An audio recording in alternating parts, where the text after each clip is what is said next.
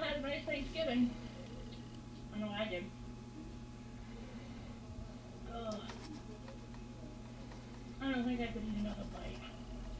Well, maybe if I loosened up a little bit here. Oh. Oh. There, that helps. Hey YouTube, the Alaskan Prepper here. This is my second video on being prepared to not only survive but live through a WROL or SHTF collapse in society type scenario. My first video, if you haven't watched it, was step 1, where I think you ought to begin to prepare for such an event. And my suggestion in that video was some prayer, meditation. What's your relationship with God? Now that you've watched that and your relationship with God is in order, let's move on to step 2. Personal fitness. You know, everybody wants all kinds of fancy gear, and everybody wants to talk about their bug-out bag. Well, are you able to put that bug-out bag on your back and walk for 5 miles? Are you able to just do the most basic exercise? Are you able to run? You know, these are questions you need to ask if you want to truly be prepared.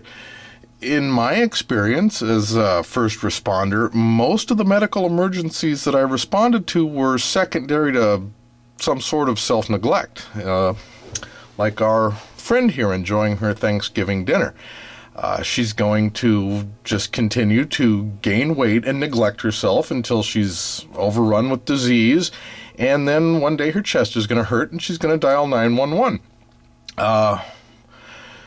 But, you know, now an emergency is happening. Well, as you can see, the emergency is in progress, and it's happening now before your eyes very slowly. It's tragic that a lot of people live lives of, this is not just self-neglect, this is self-abuse. Our bodies are wonderful machines, and if kept in good working order, they can serve us well for up to 100 years. And not only can they serve us well, they can serve a greater good. They can serve a community, they can serve a family, and they can just work flawlessly for a long time if we're willing to do some simple things to just make sure that that's what's going to happen. You know, I'm going to refer back to my comments on my first video about the man I saw, the big fat guy wearing the gas mask, talking about how he's prepared for a breakdown in the rule of law.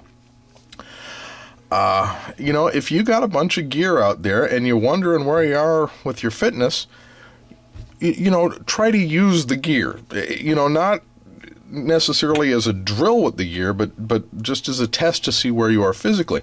If you're into this bug-out bag thing, which I'm not a big fan of, and I'll get into that in another video, load it full. Load it with what you think you're going to need to sustain for as long as you're going to want to sustain, and see if you can't walk uphill for 5 miles with that. If you're the gas mask type, you know, go ahead and put on the gas mask and see if you can't jog for 2 miles. You know, I've worn breathing apparatus, and it's one thing to sit around and make YouTube videos while you're wearing the stuff. It's another thing to really start working hard. It induces a sense of claustrophobia. It makes you believe that you're not able to breathe right, and once you start working, it really amplifies those feelings. Being truly prepared means being right spiritually, and it means being right physical.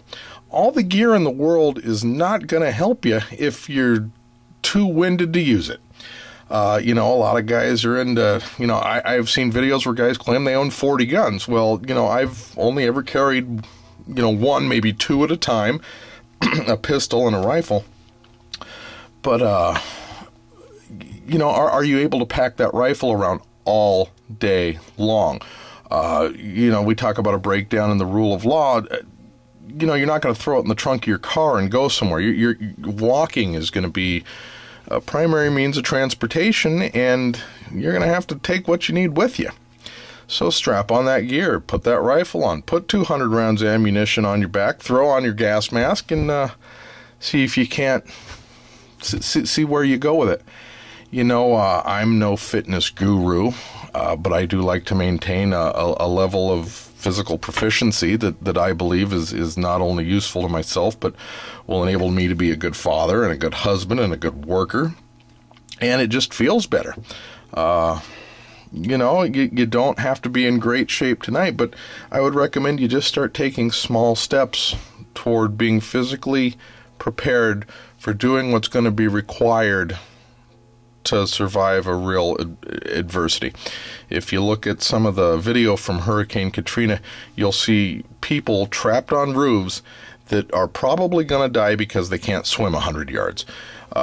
People that if they were being chased by dogs, they're going to get it because they just can't scramble over a fence.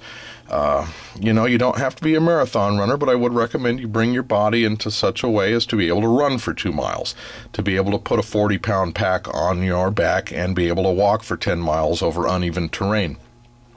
So, you know, we're not into the gear reviews yet. We're not into these stuffing beans into buckets and burying them in the earth. You know, let's keep it simple. Let's get first things first, back to basics.